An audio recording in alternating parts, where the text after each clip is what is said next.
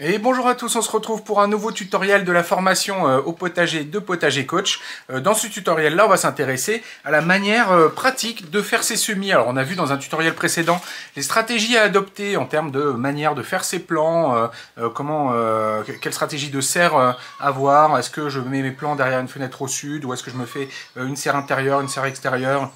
On a passé un peu en revue tout ça dans une vidéo assez longue, d'ailleurs je dois l'avouer, d'un chapitre précédent de la formation. Là on va vraiment s'intéresser juste à la manière technique de s'y prendre pour faire un semis. Et puis on va regarder un peu ce qu'il faut savoir sur le contenant, les graines, l'équipement, le terreau. Enfin, on va parler un petit peu de tout ça. Alors d'abord, pour faire un semis en contenant, la première chose dont il va falloir parler, c'est le contenant. Justement, donc il y a plusieurs types de contenants qui sont possibles. L'idée, ça va être de faire germer nos graines dans des contenants les plus petits possibles pour économiser la place dans cet espace qui est rare en début de saison où on a de la lumière et de la chaleur. Et donc, on me demande souvent pourquoi on ne commence pas directement avec le contenant définitif. Imaginons qu'on parte au jardin avec des grands pots de 1 litre comme ça, pourquoi on ne sème pas directement dans des grands pots de 1 litre? Alors pour ça, il y a plusieurs raisons. C'est d'abord parce que on va manquer de place. Ça prend énormément de place par rapport à une petite alvéole comme ça. Hop, vous voyez la différence de taille. Là où j'ai un seul pot pour une seule plante, je vais pouvoir mettre l'équivalent de 9 plantes. Hop. Donc forcément, ça va prendre énormément plus de place, quasiment x10, par rapport à juste faire notre petit semis dans des contenants beaucoup plus petits, qu'après on va repiquer petit à petit au fur et à mesure qu'ils grandissent dans des contenants de plus en plus grands pour leur faire prendre de la place. Donc déjà une question de problématique de place, surtout en début de saison, comme je vous ai dit, il va nous falloir un emplacement assez cher à obtenir. On va avoir à la fois de la lumière et de la chaleur. Et donc généralement on est un peu contraint par ça. Et après en plus c'est compliqué d'arriver à bien conduire ces semis quand ils sont éparpillés dans plein de grands pots. Et puis il faut arriver à maintenir l'humidité dans les premiers centimètres de surface du terreau, là où il y a la graine et tout. C'est beaucoup plus simple d'arriver à garder ça sous contrôle dans des petits contenants que si on met directement les grands contenants de départ dès le départ. Donc voilà, c'est pour ça qu'on part de petits contenants qu'on va faire grossir au petit à petit avec des repiquages successifs. On en parlera dans un chapitre suivant de comment on fait les repiquages, rempotage de plants. Donc on va partir du coup sur des petits contenants, comme je vous l'ai dit, et puis on va faire nos semis dedans.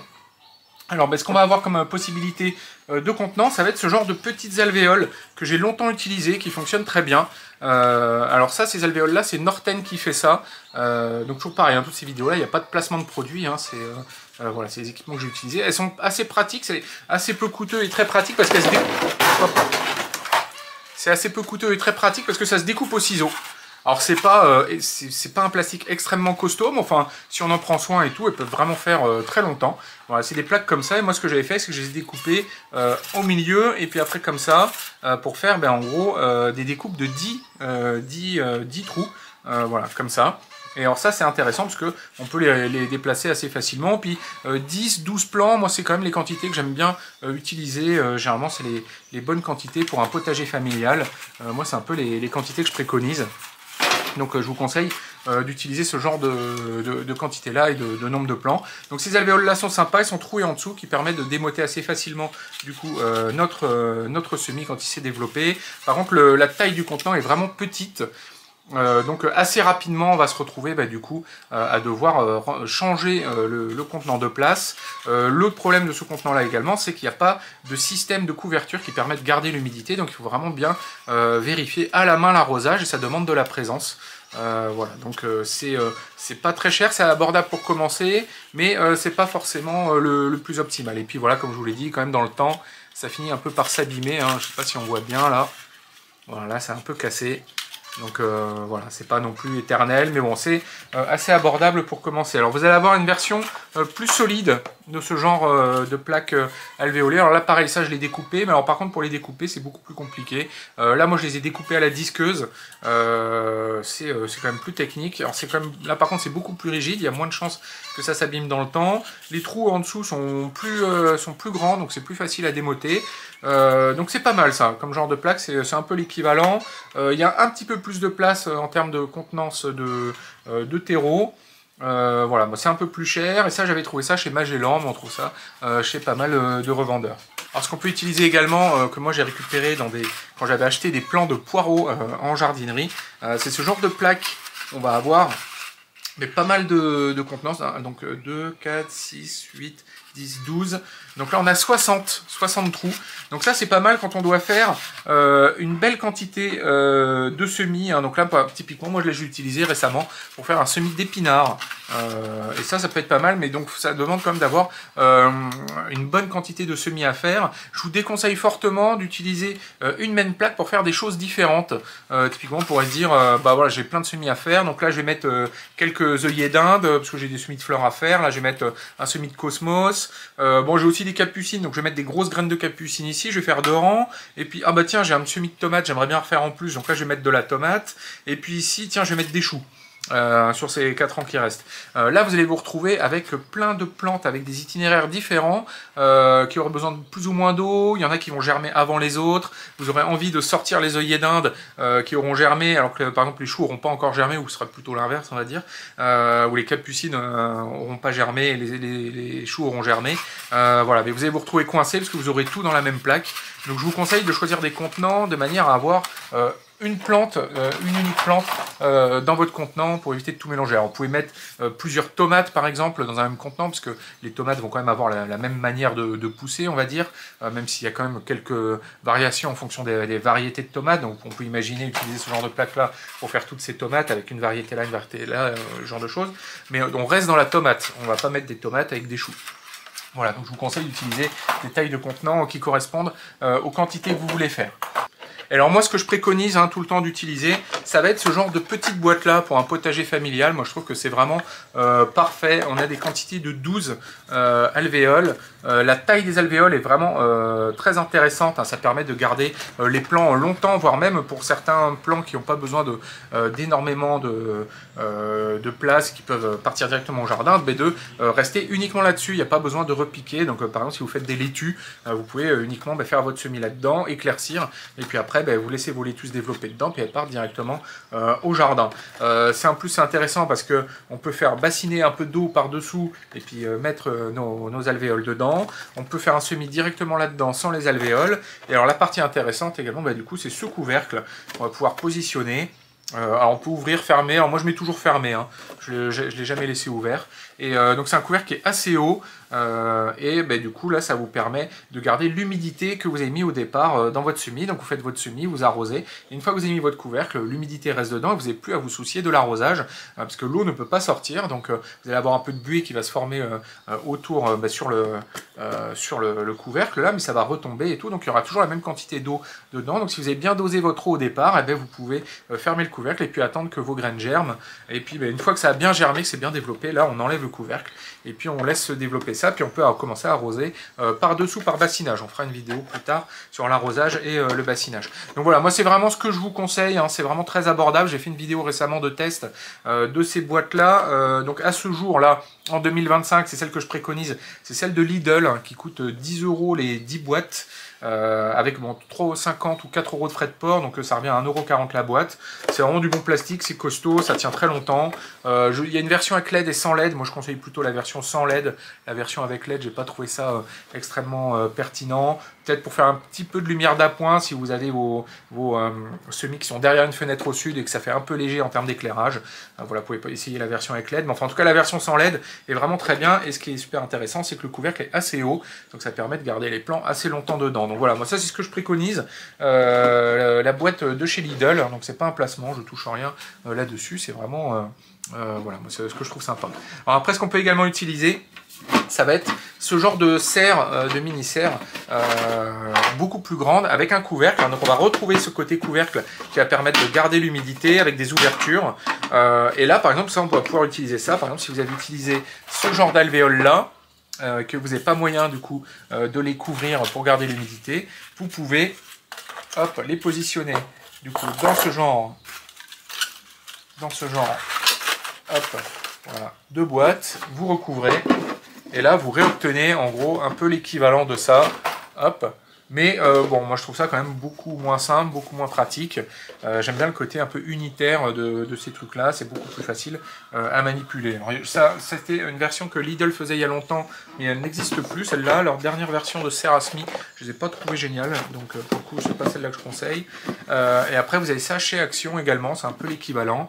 Voilà, ce genre de contenant est toujours pareil avec ce système de couvercle qui permet vraiment de garantir qu'on garde l'humidité au départ avec quand même des petites sorties d'air quand même de ce côté-là, ici, et puis là pareil, on a des petites sorties d'air sur les côtés, hop, je sais pas si on les voit bien à l'image. Donc voilà, ça permet quand même de s'assurer qu'il n'y ait pas trop d'humidité dans notre contenant.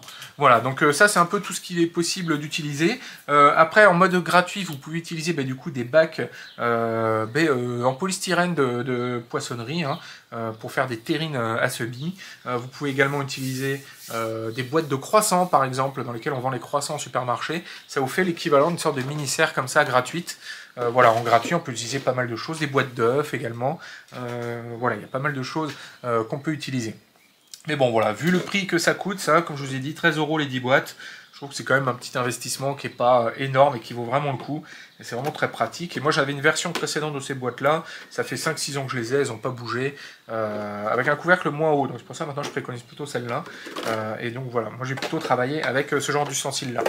Alors voilà, on a parlé du contenant, maintenant on va parler un peu du terreau, puisqu'on va faire germer nos graines du coup dans du terreau, et on va s'intéresser à cette partie-là. Alors pour le terreau, pour ce qui est des semis, moi je vous conseille d'utiliser un terreau à semis du commerce, de ne pas partir sur des terreaux bricolés vous-même, parce que si vous essayez de faire votre propre terreau, vous risquez d'avoir plusieurs problèmes. Donc déjà d'avoir un terreau qui n'est pas forcément équilibré avec une très bonne texture, même si ceux du commerce, des fois on est quand même très déçus. C'est un peu la loterie, des fois à chaque fois niveau texture, c'est pas forcément fifou. Mais surtout ce que vous allez avoir si vous partez de choses que vous avez faites vous-même, ou qui sont même un peu vieilles, hein, si vous avez un terreau un peu vieux. Le problème c'est qu'il risque de ne pas être vierge de graines d'herbes indésirables, hein, de mauvaises herbes que vous ne voulez pas faire pousser, et également de bactéries, de champignons.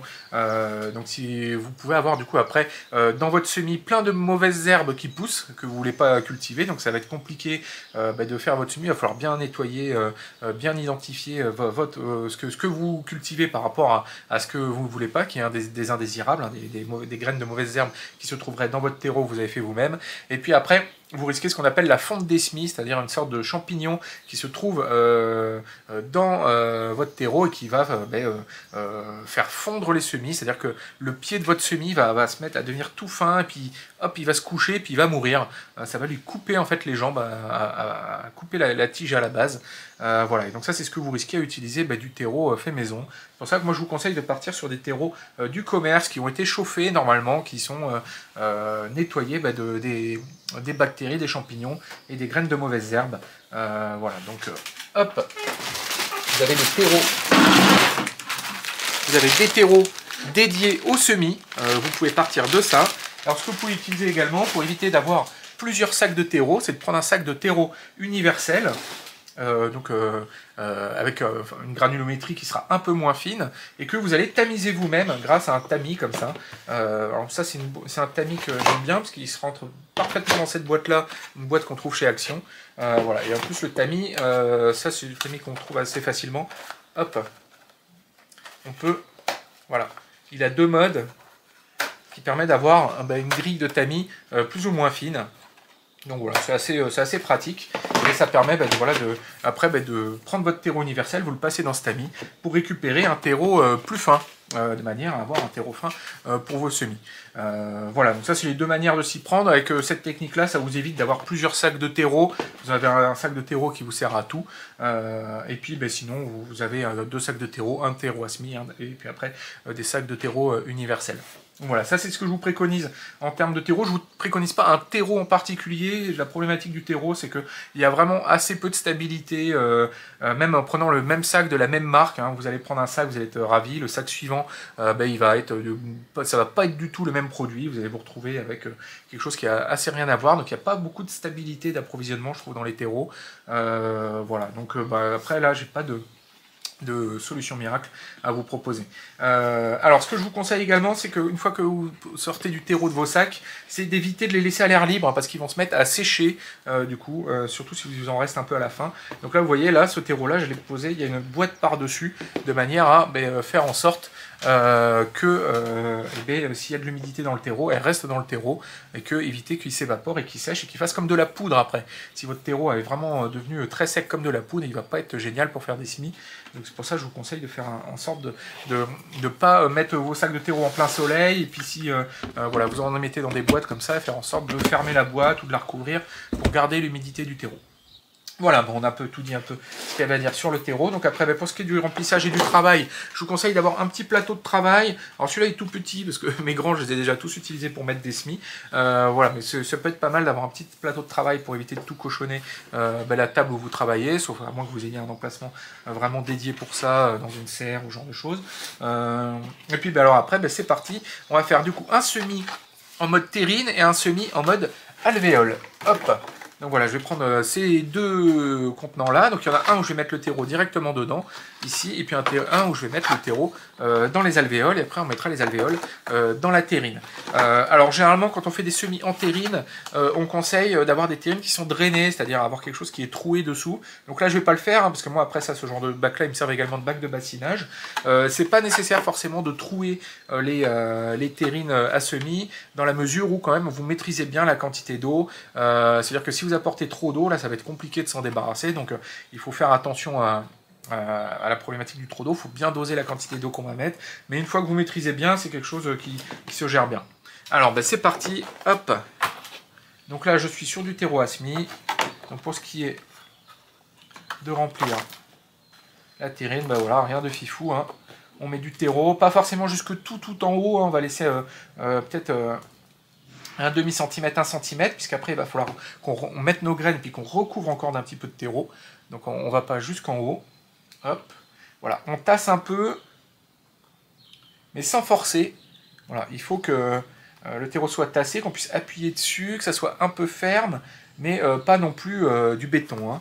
Voilà, le but c'est pas de mettre un maximum de terreau dans la boîte, il faut qu'après les racines de la graine puissent se propager dedans. Donc voilà, là par exemple j'ai rempli ma terrine. Là je vais faire la même chose avec mes alvéoles. Hop.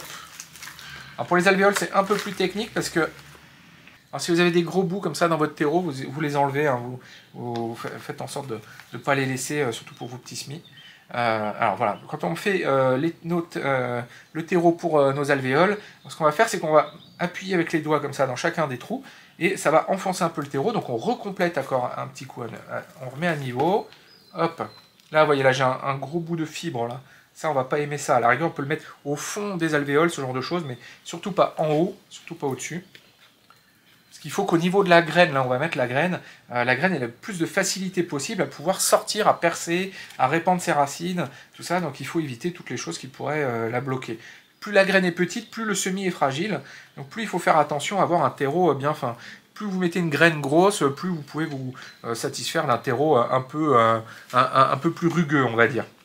Si vous mettez une grosse graine de courge, ça va être beaucoup plus facile pour elle d'arriver à passer. Elle a beaucoup plus d'énergie, beaucoup plus de force, de puissance que si vous mettez une toute petite graine de chou par exemple, ou de voilà, enfin vraiment de, je sais pas moi, de menthe par exemple, quasiment de la poudre. Donc voilà, on fait attention à ça.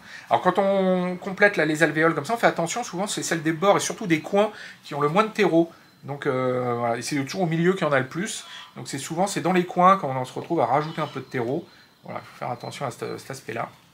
Et voilà, donc là j'ai plutôt voilà, j'ai mes alvéoles qui sont remplis. Alors petite astuce, hein, si vous utilisez du terreau à semis, que vous voulez faire quelques économies, vous pouvez remplir le bas de vos terrines ou de vos alvéoles avec du terreau universel, hein, et puis c'est uniquement sur le dernier centimètre que vous allez mettre du terreau très fin, puisque c'est là où se trouve la graine qu'il va y avoir besoin. Hop, ça j'enlève, petit caillou. C'est là où se trouve la graine qu'il va y avoir besoin que le terreau soit très fin pour qu'elle puisse se développer, germer. Et puis après, la racine, elle va être capable de plonger en profondeur. Et dans un terreau un peu plus, un peu moins fin, un peu plus rugueux, on va dire, la racine arrivera quand même à descendre. Donc c'est vraiment sur le haut en fait de notre terrine qu'on va avoir besoin d'un terreau très fin. Donc voilà, là pour l'instant, mes terrines sont remplies. Donc hop, je mets ça de côté. Je reprends mon petit ustensile, mon petit plateau de travail. Là maintenant on va passer à une première session d'arrosage. Donc ça c'est pas forcément indispensable, on peut faire l'arrosage uniquement à la fin. Je trouve que ça peut être quand même pas mal intéressant de faire une première session d'arrosage avant de mettre les graines. Ça permet vraiment de s'assurer qu'il n'y ait pas d'air dans notre terreau, parce qu'après on va se retrouver à mettre nos graines par-dessus, et ce qu'on veut pas c'est que les graines s'enfoncent dans le terreau quand on va arroser. Si quand on a déjà arrosé une première fois, quand on va avoir les bulles qui vont sortir, s'il y a vraiment encore des bulles, on va pouvoir les tasser un peu, les enlever, et quand on va mettre nos graines, du coup on se retrouve, on n'a pas trop de risque que les graines se retrouvent à s'enfoncer dans le terreau, de par le poids, la gravité, puisqu'il y a des trous dedans, des trous d'air, et puis qu'elles pourraient tomber. Alors on en vient du coup à la question de l'arrosage, qu'utiliser pour arroser. Alors, hop. Voilà, j'avais tout prévu avant. Vous pouvez utiliser plusieurs ustensiles. Alors un petit arrosoir que vous pouvez utiliser pour mettre un petit peu d'eau au fond, voilà, de ce genre de bac. Alors vraiment très peu, hein. Vous mettez même pas un demi-centimètre. Hein. Voilà, c'est pour faire une sorte de tout petit premier bassinage dans votre terrine. Donc vous pouvez utiliser ce petit arrosoir là pour ça. Utiliser pas forcément ce type d'arrosoir là, mais enfin vous pouvez rajouter de l'eau comme ça au fond. C'est quand même beaucoup plus facile avec un arrosoir de verser de l'eau. Mais vous pouvez, moi des fois ça m'arrive juste de dévisser ça puis de verser avec ça. Et après, ce qu'on peut faire, du coup, c'est qu'on peut utiliser ce genre de pulvérisateur à gâchette là, de pchit. Hop là, il faut bien, on visse. Voilà, on cherche à avoir un jet pas trop violent. Hein. Voilà. Et là, on peut du coup faire un premier mouillage de notre terreau, comme ça. Alors, on mouille, mais on ne détrempe pas. Hein, donc, il faut mettre de l'eau, mais sans. Le but, c'est pas de faire une éponge. Il faut que ça soit humide, mais pas non plus que ça dégouline de l'eau. Si vous penchez votre boîte comme ça et qu'il y a de l'eau qui se met à couler et qu'il y a trop d'eau, c'est que là, vous avez vraiment mis trop d'eau. Là, bon, on a l'impression que j'en ai déjà mis pas mal, mais enfin, le terreau va boire, hein, puis l'eau va descendre. Donc voilà, celui-là. Là, après, on regarde un peu au poids, on sous-pèse. Hein, et là, elle va faire un bon petit poids déjà, cette terrine-là. Donc, je pense qu'il y a ce qu'il faut. Donc là, j'ai déjà rajouté de l'eau par en dessous, donc on va éviter de trop en mettre également. Donc là, ce qu'on peut utiliser également, ce genre de pulvérisateur à pompe. Je trouve ça plus pratique à utiliser que ça. Parce que quand on fait beaucoup de semis et qu'on se retrouve à faire un petit tchou comme ça longtemps, on finit par avoir mal aux doigts. Et puis souvent, ces trucs-là, en plus, ils calent. Il y a des moments où ils calent et puis il faut réamorcer en permanence. C'est pas forcément idéal, mais par contre, c'est vraiment très abordable. Ça, vous trouvez ça à 1,50 €, 2 €. Voilà. Alors ça, c'est un peu plus cher. C'est un équipement plutôt à une vingtaine d'euros. Alors, on en trouve des premiers prix à 4-5 €. Donc, par contre, ils sont pas très durables. Moi, au début, je faisais avec ça. J'ai passé mon temps à les racheter. J'ai fini par acheter celui-là qui est plus cher. Et par contre, ça fait plusieurs années que je l'ai. Hop. Et donc voilà. Là, ce qu'on fait, on pompe. Et puis, hop, on met un peu d'eau. On remet un peu de pression. Alors là, toujours pareil, on ajuste bien le bout pour avoir le bon niveau de pression. Allez, on arrose. Et là, j'arrête parce qu'il ne faut pas non plus que je mouille de trop. Et donc là, on est pas mal. Alors, j'ai déjà mis de l'eau dans ma terrine avant de mettre les graines. Alors, comme je vous l'ai dit, c'est pas obligatoire. Hein. On peut directement mettre les graines sans faire ce pré-mouillage. Mais voilà, je trouve que c'est quand même plus efficace si on s'y prend comme ça. Donc alors après, on en vient à l'étape, on va falloir s'occuper de mettre nos graines du coup dans notre contenant. Alors là, pour les graines, il va y avoir beaucoup de choses différentes. Donc on va avoir par exemple, je vous ai pris plusieurs assortiments de graines différentes. Donc là, par exemple, de la graine de courge. Donc on est vraiment sur de la très grosse graine. Voilà, vous allez avoir des graines de ce type-là, voire même des graines encore plus grosses hein, si vous faites du semis de fèves. Donc sur les très grosses graines, ça peut arriver pour le coup qu'on parte directement avec les contenants un peu plus grands, hein, qu'on va pas partir sur des terrines ou des contenants de ce type-là. On va partir directement... hop, godet d'huître, j'en ai pas un qui traîne là. On va partir directement sur du godet d'huître, c'est-à-dire qu'on va remplir notre godet de terreau et puis on va enfoncer notre graine dedans à quelques centimètres pour la mettre en place et c'est tout, il n'y a rien d'autre à faire. Après on referme un petit peu le trou s'il y en a un par rapport à notre graine et puis on réarrose encore une dernière fois et c'est tout ce qu'il y a à faire. Donc sur les semis de grosses graines comme ça, souvent c'est les plus simples à faire. Chose très intéressante à avoir quand on fait ces semis, c'est d'avoir des boîtes dédiées avec du matériel du coup pour les semis. On va passer vite ça en revue parce qu'on en a déjà parlé. Donc ce qui va être intéressant à voir, ça va être du coup un petit semoir, ça vaut très peu cher, c'est très pratique pour pouvoir mettre les graines. Vous pouvez même en avoir plusieurs, parce que des fois ça arrive que quand on arrose, on a le semoir à côté, on se retrouve à mettre de l'eau dans le semoir, et puis on est un peu embêté, une fois que le semoir il est mouillé, il faut vraiment attendre qu'il sèche, parce qu'on peut plus remettre des graines dedans, parce que les graines elles collent et tout, puis une fois qu'elles sont humidifiées, les graines, on peut pas les récupérer, les remettre dans le sachet et tout. Donc ça peut être pas mal d'en avoir plusieurs, d'en avoir un de secours si jamais on a fait une petite bêtise. Un crayon également, voilà, indispensable pour écrire après à la fin sur les étiquettes. Qui dit crayon dit gomme et taille crayon. Hop, voilà, donc vous vous équipez. Puis alors ça c'est des choses qui vous mettez une boîte et puis ça reste dédié pour vos semis, comme ça vous êtes sûr d'avoir le matériel. Donc une paire de ciseaux, je ne sais pas si j'ai eu l'occasion de le dire, donc une paire de ciseaux qui va vous servir à ouvrir proprement vos paquets de graines. Alors moi ce que je fais c'est que je les ouvre jamais complètement, vous voyez, c'est ouvert à moitié, de manière après à garder toujours le paquet en entier, savoir ce qu'il y a en haut, parce que souvent on se retrouve avec des informations en haut, ce genre de choses, c'est toujours intéressant à voir. Et quand j'ai besoin de fermer un paquet qui est entamé sans le fermer, ce que je fais c'est que je le plie comme ça vers le haut, et puis, voilà. Et puis je le stocke comme ça, et puis on fait un pli vraiment bien net pour essayer de faire en sorte d'empêcher l'air extérieur de rentrer dedans. Alors c'est pas parfait, mais bon c'est déjà mieux que rien. Voilà, moi c'est un peu ce que je fais. Voilà. Donc voilà, ces ustensiles-là, et puis après, ce dont vous allez avoir besoin également, ça va être des étiquettes. Voilà. Des étiquettes pour étiqueter vos semis. En gros, c'est tout ce dont vous allez avoir besoin. Donc là, du coup, je prends mes laitues. Je vais vous montrer un peu comment faire. Hop, donc je tapote. J'en mets un petit peu dans mon semoir. Alors si on n'a pas de semoir, on peut semer directement du sachet vers la terrine, mais c'est quand même plus pratique avec un semoir. Alors attendez.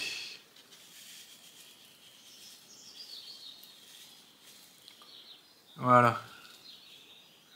Donc les graines là sont des graines de laitue, c'est vraiment tout petit. Et donc ce qu'on va faire là après, c'est que sur le semoir là, on a plusieurs tailles de trous. Donc on essaie de prendre le trou qui est un tout petit peu plus grand que la taille de la graine.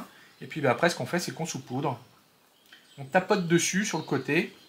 On essaie de faire en sorte de mettre des graines du coup dans notre contenant. Donc là je suis parti pour refaire un semis de laitue. Alors si on met trop de graines, c'est pas très grave parce que après ce qu'on va pouvoir faire, c'est éclaircir du coup nos alvéoles. Si on a trop de pousses dans nos alvéoles qui ont germé, eh bien on enlèvera celles en trop et puis on gardera que celles qui nous intéressent. Alors, typiquement sur des laitues ce qu'on va faire. Ou alors c'est au moment du repiquage, si on a, je sais pas moi, 3 tomates qui poussent dans une même alvéole, on va pouvoir les séparer et les mettre chacune après dans un pot individuel. Donc là voilà, typiquement ça c'est un semis de laitue, voilà, que j'ai fait avec du coup avec ces petites graines là que j'ai positionnées délicatement. Hop. Quand j'ai fini, je peux remettre le surplus dans mon sachet. Et voilà, là j'ai positionné mes graines sur mes alvéoles. Alors si je prends par exemple des graines un peu plus grosses, là, par exemple, on est sur des graines de betterave, donc ça va être la même chose que pour des blettes. Ça va être des graines, ça va être des glomérules. Donc en fait, c'est des amas de graines. C'est pas une graine et c'est quand même une boule assez grosse. Donc généralement, on en met une, voire deux maximum. C'est pas la peine d'en mettre plus parce que déjà, c'est plusieurs graines à la fois. Donc quand on a des graines un peu plus grosses comme ça, il va falloir les enfoncer un peu plus profondément. Donc l'idée, c'est pour une graine, on va essayer de la mettre en gros à 2 fois sa profondeur en termes de profondeur, enfin 2 fois sa taille en termes de profondeur. Donc là, on est sur des graines qui font 4-5 mm. Donc on va essayer plutôt de les mettre à 1 cm de profondeur. Même si, bon, dans le cas de la betterave, c'est un peu de la triche, comme je vous dis, parce que c'est un amas de graines. Donc en fait, la graine en soi est quand même beaucoup plus petite. Donc on va les mettre en profondeur, mais quand même pas de trop. Mais par exemple, sur la graine de courge qu'on a vue au début, elle faisait quasiment 1 cm de haut. On va plutôt la mettre à 2 cm de profondeur. Sur une graine de capucine également, c'est une graine assez grosse. On va essayer de la mettre un peu profonde. Et à l'inverse, plus une graine est petite, moins elle a de force, moins elle va avoir d'énergie au niveau de sa plantule pour sortir, pousser le terreau au-dessus d'elle et puis sortir. Plus on va la mettre en surface, voire même vraiment les graines les plus petites, typiquement de la graine de menthe ou de la graine de camomille, qui sont quasiment comme de la poudre. Vous allez les mettre carrément en surface et on va même pas les recouvrir derrière de terreau, comme vous allez voir qu'on va faire derrière. Celles-là, on va juste les mettre en surface, on va les appuyer un peu. Voilà. Moi, j'ai plutôt tendance à tout recouvrir, même les toutes petites, mais ça se pratique bien de vraiment les graines qui sont comme de la poudre, de vraiment juste les mettre en surface sans les recouvrir. Donc là, ce que je vais faire, c'est que j'utilise mon crayon, du coup, pour faire des trous dans mon terreau. Et là, je vais positionner dans les trous, hop, mes graines. Et là, je peux pousser d'ailleurs avec mon crayon pour les aider à aller en profondeur. Hop, et après, je prends mes doigts, je referme délicatement le terreau sur mes graines.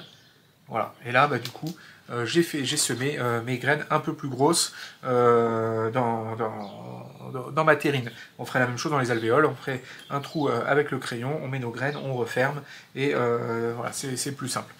Donc selon la taille de la graine, à partir de 3-4 mm de graines, moi généralement je préfère utiliser comme ça, je fais un trou au crayon, je mets ma graine dedans et je referme, ou je ressoupoudre un petit peu de terreau par-dessus.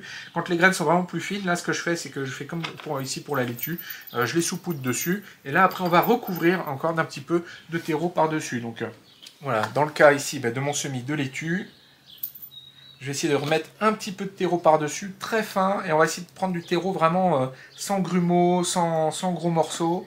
L'idée c'est vraiment de juste leur mettre une toute petite couche pour qu'elle puisse être recouverte et puis germer très facilement au travers. Alors sur l'histoire de la quantité de graines qu'on met dans nos alvéoles, je vous ai dit on peut en mettre plusieurs et puis on arrachera celles qui sont en trop. Ça dépend après du coup de la quantité de graines que vous avez, du prix que vous avez payé pour avoir vos graines.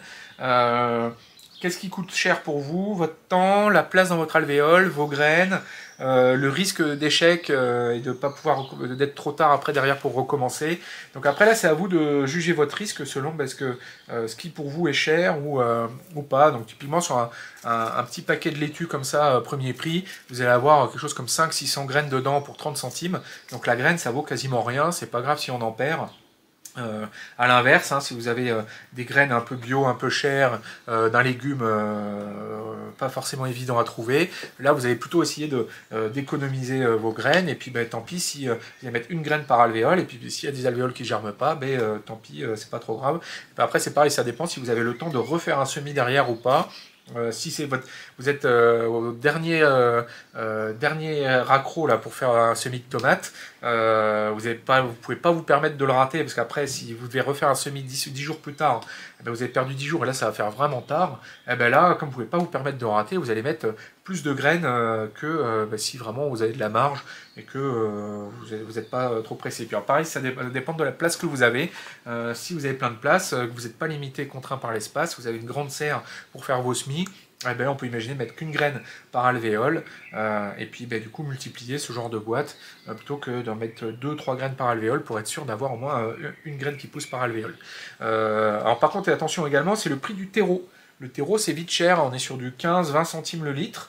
Là je pense que dans une boîte comme ça, j'ai mis quelque chose comme 1 litre de terreau, je pense, ou peut-être un peu moins, mais enfin bon à mon avis, sur un paquet premier prix comme ça, il y a pour beaucoup plus cher de terreau que de graines dans cette boîte là.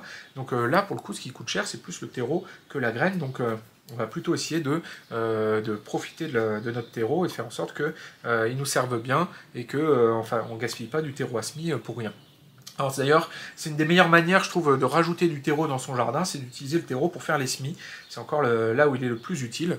Le terreau qui est utilisé pour faire les semis, après il va partir au jardin, et ça va permettre de rajouter un peu de terreau dans le potager. Donc voilà, là je vous ai montré comment on s'y prend pour recouvrir du coup notre semis de graines de laitue. On refait un dernier arrosage. Ça permet de bien plaquer le petit terreau qu'on a remis par-dessus sur nos graines. Voilà, et là on est pas mal. Donc la dernière étape qui va nous rester à faire, ça va être d'étiqueter notre semis. Hop. Donc je prends une étiquette. Dans ce genre de boîte, des fois les étiquettes sont trop grandes, donc moi j'hésite pas à les couper si jamais elles sont trop grandes, parce que quand on va mettre le couvercle par-dessus, des fois ça touche le plafond, ça empêche le couvercle de bien se fermer, donc ça m'arrive de les couper. Donc là on écrit du coup, je mets juste laitue, j'en mets pas plus parce que j'utilise avec Potager Coach, du coup j'indique la variété sur mon semis.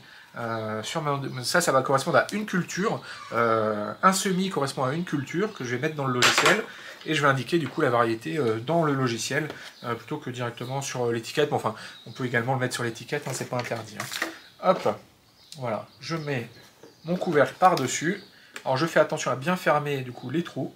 Et ça, après, ça va partir à germer. Et là, ça va dépendre de votre situation à vous, selon que votre stratégie, du coup, pour faire germer vos semis, que ce soit en intérieur, dans une serre chauffée, dans une serre extérieure pas chauffée. Enfin voilà, là, je vous renvoie du coup à la vidéo précédente qu'on avait faite sur la manière, la stratégie à adopter pour faire ses propres plants.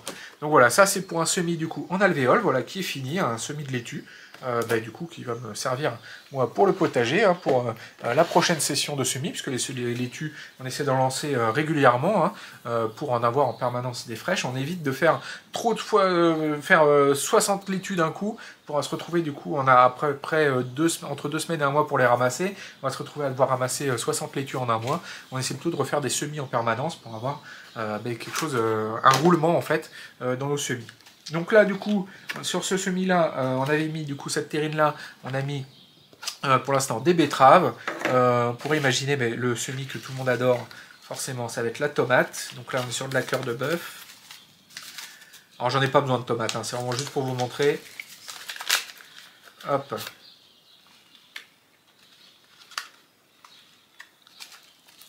Voilà, donc là, on est sur de la graine assez fine, assez petite. Les graines de tomates cerises sont encore plus petites. Et les graines d'aubergine, les graines de poivron, de piment sont à peu près similaires, voire même plus petites. Et même de la même famille, hein, des solanacées, vous allez avoir les graines de physalis qui sont vraiment toutes petites encore plus fines, qu'on pourrait presque ne pas recouvrir, comme je vous ai dit, comme des graines très très fines. Même si moi j'ai quand même tendance toujours à recouvrir un petit peu, même avec très peu de terreau. Donc là, ce que je vais faire, c'est que je positionne mes graines dans ma terrine, espacées en gros de 2 cm les unes des autres. Si je faisais un semis avec plusieurs variétés, j'essaierais de faire des lignes de graines avec en haut de la ligne, du coup, le nom de la variété. Hop, voilà. Alors il m'en manque une.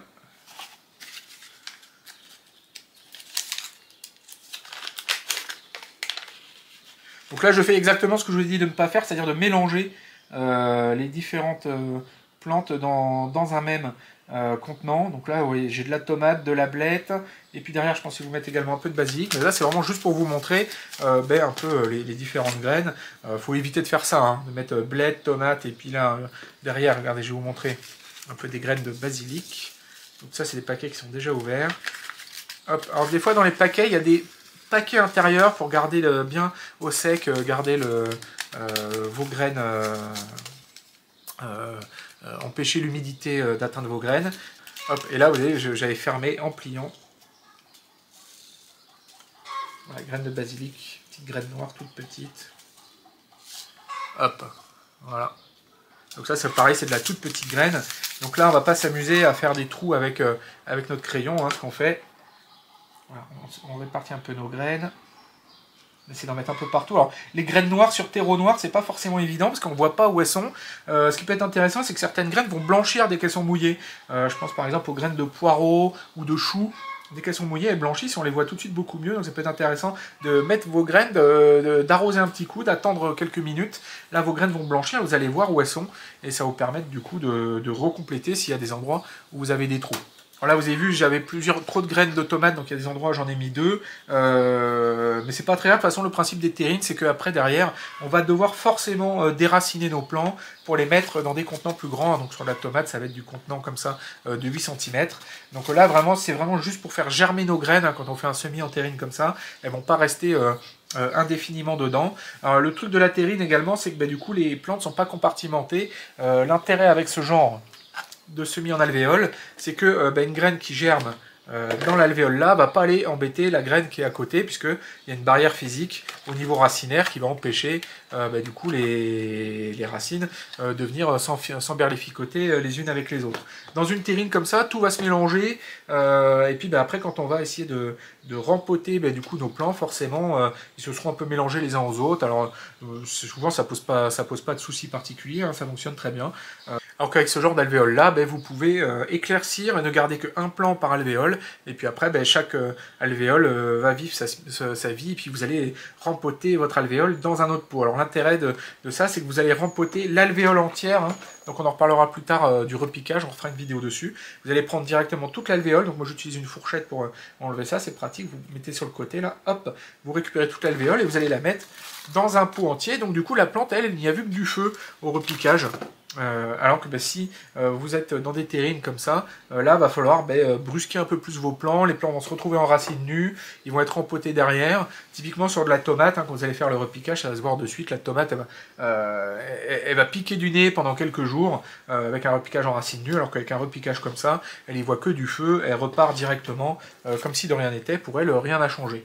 Donc voilà, c'est deux stratégies différentes. Le problème de cette stratégie-là, c'est que souvent, du coup, vous vous retrouvez à éclaircir vos plants, puis vous perdez des plants, donc on peut se dire que c'est un peu dommage.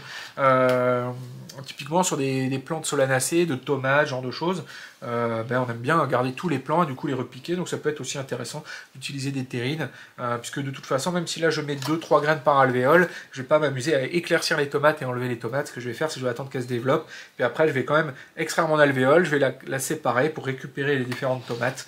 Donc voilà, la stratégie alvéole ou terrine, là c'est un peu à vous de vous faire vos préférences, là c'est à vous de voir ce que vous préférez. Mais là en fait quand on fait des semis par exemple de tomates dans des alvéoles, en fait il faut s'imaginer que c'est quasiment comme une terrine avec des compartiments, puisque quand même au final on va se retrouver à séparer nos plants, en mettre certains en racines nues, d'autres pas, selon qu'il n'y a qu'une graine, 2 graines ou 3 graines qui ont germé dans votre alvéole. Vous allez pouvoir prendre l'alvéole en entier et la repiquer directement si vous n'avez qu'une graine qui a germé. Par contre si vous avez 2-3 graines qui ont germé, là vous allez essayer de récupérer les 3 plants, les séparer individuellement même si c'est en alvéole. Donc vous allez vous faire, c'est un peu comme une sorte de mini terrine à chaque alvéole, voilà. Donc bon, c'est un peu compliqué à expliquer, je ne sais pas si j'ai été clair, mais donc voilà, là après c'est à chacun de voir un peu les stratégies que vous préférez utiliser, la stratégie de la terrine ou de l'alvéole. Donc là ma terrine, elle n'est pas finie, hein, puisque je n'ai pas recouvert mes graines. Hop, donc je prends mon terreau. Donc je prends mon terreau, j'essaie d'attraper du terreau bien fin, sans gros morceaux. Voilà, je saupoudre délicatement. Il faut que les graines disparaissent, qu'on ne les voit plus.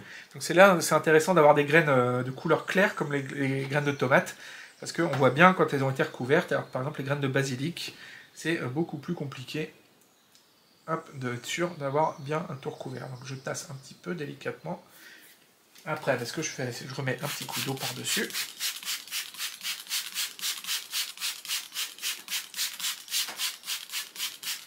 Voilà. Donc là, j'en ai fini avec le terreau. Et alors, j'espère que j'ai mis dans le bon sens, parce que j'ai pas arrêté de la manipuler pour la vidéo, donc je sais plus trop en fait, si c'est comme ce que je pense que c'est. Hop. Je vais avoir la betterave à gauche. Mais ça se trouve, c'est pas du tout ce que j'ai fait. On verra. Ce sera la surprise à la fin. Les tomates au milieu. Et le basilic à droite. Alors voilà, ça c'est parce que j'ai pas arrêté de la manipuler pour vous montrer dans la vidéo. Quand vous faites vos semis, vous essayez de pas trop être dérangé, d'être méthodique, de pas tout brusquer dans tous les sens et tout, de pas trop vous embrouiller, pour être sûr de pas trop vous mélanger. Et voilà, et là du coup, j'ai mon semis de terminé, de betterave, tomate, basilic. Alors tout ce que je vous dis de ne pas faire, justement, de ne pas mélanger plusieurs choses dans la même terrine. Donc voilà, là nos semis sont faits, sont terminés. Là, après ce qu'il faut faire, c'est les mettre à germer, à chauffer. Donc généralement, souvent, on essaie de trouver un endroit assez chaud, hein, parce que la plupart des graines aiment bien avoir une température d'au moins 18 degrés pour germer, voire pour certaines beaucoup plus. Hein. Typiquement, les courges, elles vont plus aimer avoir même du 22-23 degrés pour germer. Donc souvent on va essayer d'avoir un endroit privilégié pour ça. Il n'y a pas besoin de lumière hein, pour germer. Tant que la plante n'a pas germé, ça a besoin de chaleur, mais pas de lumière. Donc vous pouvez mettre ça à l'ombre, du moment qu'il fait chaud, ça va permettre de germer. Par contre, dès que ça commence à avoir du vert qui sort, que quelque chose germe, là il va falloir donner de la lumière à vos plants. Mais là on en revient à la vidéo sur les stratégies pour faire vos semis. Donc là ce qu'il va falloir faire également, c'est surveiller que ça reste bien humide. Donc si vous êtes sur un semis sans couvercle, il faut venir régulièrement, et puis dès que vous voyez qu'en surface ça sèche, hop, vous remettez un petit coup d'eau. Alors c'est un peu l'intérêt également, c'est que de faire ça sans couvercle, c'est que si jamais vous avez mis trop d'eau, enfin vous évitez le risque de mettre trop d'eau, puisque l'eau va s'évaporer, surtout que vous allez mettre ça dans un endroit où il fait chaud, et donc il va falloir remettre de l'eau en permanence, et donc ça vous évite le risque un peu de noyer vos semis, hein, qui est un risque souvent que les jardiniers au début font beaucoup, c'est qu'ils mettent trop d'eau. Donc voilà, il faut qu'il y ait de l'humidité, mais pas que ça baigne dans l'eau, parce que la plupart des graines vont détester baigner dans l'eau, elles vont pourrir, hein, typiquement les graines de courge, tout ce qui est cucurbitacées, là, comme la courge je vous ai montré tout à l'heure, ça va pas aimer baigner dans l'eau. Bon, les graines de tomates sont un peu plus tolérantes au fait d'avoir beaucoup d'eau. Le mieux, c'est d'avoir la même stratégie pour toutes les graines, c'est de pas mettre trop d'eau. Et puis moi, je trouve franchement l'équipement le plus sympa, c'est d'avoir comme ça quelque chose qui se ferme. On a mis notre quantité d'eau au départ, et là maintenant, je n'ai plus à me soucier de l'arrosage. Voilà. J'ai plus qu'à mettre ça au four thermostat 7 pendant généralement 5 à 10 jours pour la germination. Il y a des graines qui vont germer beaucoup plus vite que d'autres, hein, typiquement les brassicacées, donc les choux. Oui, les choux, parce que les autres brassicacées, on les fait assez peu en contenant, on les fait souvent en pleine terre, hein, comme les radis ou les navets. Mais voilà, les choux vont lever en quelques jours, 4 jours. Pareil pour les laitues, c'est des semis qui lèvent très vite. Et puis à l'inverse, vous avez des semis qui vont être plus longs, hein, comme les aubergines, les poivrons, ça peut mettre 7, 8, 10 jours. Voilà, donc là après ça va dépendre de chacune des plantes. Et là on est au potager pour vous montrer du coup des semis en pleine terre. Donc là cette vidéo ne vous parle que de semis en contenant. Là vous voyez, ça c'est un semis de radis que j'ai fait directement en pleine terre. Voilà, ça on fera une petite vidéo tuto dédiée à cette partie semis en pleine terre. Là on parle vraiment que des semis en contenant. Donc vous voyez, ça c'est des laitues qui ont été conduites en contenant et qui ont été replantées en pleine terre. Et c'est ça que je voulais vous montrer surtout. Voilà, ça c'est un semis que j'ai fait en contenant d'épinards. Vous voyez qu'il a du coup est à germer en extérieur, donc juste une sorte de petit châssis comme ça pour les protéger vraiment du froid. Mais là on commence à arriver mi-avril, hein, il fait vraiment bon. Et là vous voyez les épinards sont en train de se développer dans le genre de plaque alvéolée que je vous ai montré au départ. Là derrière j'ai une terrine avec un semis d'oignons et de poireaux, voilà, que j'ai fait en terrine. Donc là on est sur des semis qui ne sont plus couverts avec des cloches, hein. Il faut surtout pas mettre les cloches directement en plein soleil, hein, parce que ça fait vraiment cuisson dessous, hein. Ça peut monter très très fort en température. Donc voilà, il faut surtout pas mettre ce genre de petites cloches qui gardent l'humidité en extérieur, hein, sinon vous allez monter à 70-80 degrés dans votre mini-serre et vous allez juste faire cuire vos graines et vos plants. Et donc là il faut s'assurer que ça reste humide à la main. Et donc voilà, là on est en extérieur, donc j'utilise mon jet d'eau d'arrosage extérieur pour leur apporter de l'eau régulièrement. Et donc là ça demande de la présence et de s'assurer qu'ils ont de l'eau. Voilà, mais tout ça se développe gentiment, notamment les oignons là, qui commencent à être vraiment sympas. On va peut-être pouvoir commencer à penser à les repiquer. Les poireaux eux, se développent également gentiment. Voilà, tout ça suit son cours. Et notamment, pareil, les épinards, pour une fois, c'est une plante que j'ai toujours du mal à faire pousser. Là, franchement, ils sont très beaux, ils sont très bien sortis. Donc voilà, c'était pour vous montrer que on peut également faire les semis en extérieur. Hein. Certaines plantes vont pas trop aimer d'ailleurs qu'il fasse trop chaud dans les serres. Hein. Vous voyez, oignons, poireaux, épinards. Les laitues également vont pas trop apprécier d'avoir énormément de chaleur. Les choux également. Et les petites boîtes du coup avec des couvercles, hein, c'est bien pour faire germer, mais après attention, faut vraiment pas les mettre au soleil. Puis dès que ça a germé, il faut faire attention à bien garder l'humidité. Donc voilà, c'était le petit tuto de Potager Coach sur comment s'y prendre pour faire ses semis en contenant. Dans un prochain tuto, on va s'intéresser au repiquage. Moi je vous dis à bientôt pour un prochain tuto de la formation potager de Potager Coach. À bientôt.